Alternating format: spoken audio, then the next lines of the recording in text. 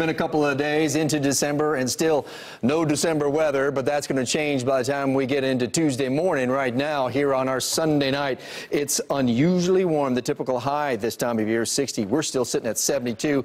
The dew point is at 60. Very humid air in place when you especially consider the time of year. Today's high was 80 degrees. How rare is that? An 80-degree day in December? This is the 14th time in the last 20 years we have had an 80-degree day in December.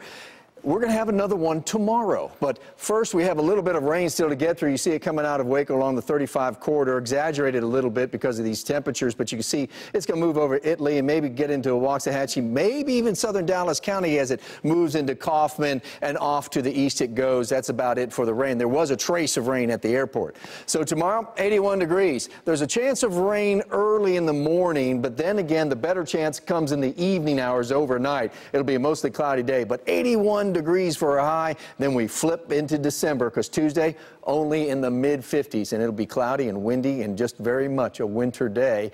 There's this one disturbance that brought that trace of rain at the airport, bringing a little bit of rain still in our area. It is moving quickly off to the east, so no more rain for the next couple of hours. We're really waiting for this system to arrive to bring us this big dramatic change in the weather. Right now it's in Pacific Northwest. So in the overnight hours, we'll see the clouds gather again. We'll have a little bit of light shower activity going on tomorrow morning, probably more like drizzle. It'll be dry in the afternoon. We'll get a peak of sunshine. Then the front arrives. That's our best chance of rain. It might still be a little bit of rain overnight, but I think by Tuesday morning's commute, it's dry. Wednesday looks to be dry. In fact, the rest of the work week's going to be dry. This is Future Sky forecast, and this is tomorrow afternoon. The clouds and the rain early on, then it starts to break apart, and here comes the front. It looks like it'll be crossing the Red River as we get into darkness and kicking up some thunderstorms and some showers as it comes through sometime between 10 and midnight tomorrow night. You will hear those winds roaring. They will be strong out of the south and strong out of the north, and temperatures will fall as the rain starts to taper off to just light rain.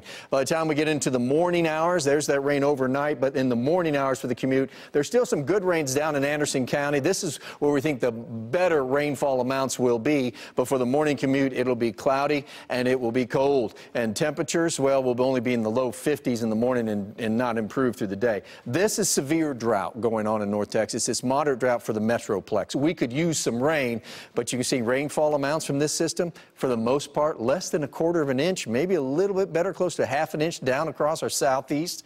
Suddenly it's December. That's really what this front does. It brings in seasonable temperatures. It's not like this is really cold air coming in. It's just it's been incredibly warm, and then we're just getting back to really where we should be this time of year. Here's the 7-8 forecast. There's those rain chances all bunched up really around Monday night, tomorrow night, and then in the overnight hours. Then it's dry. Temperatures only in the 50s. Now, as far as the cold nights and cold mornings, we might be a little frosty Thursday and Friday, but right now it looks like it's going to stay above freezing.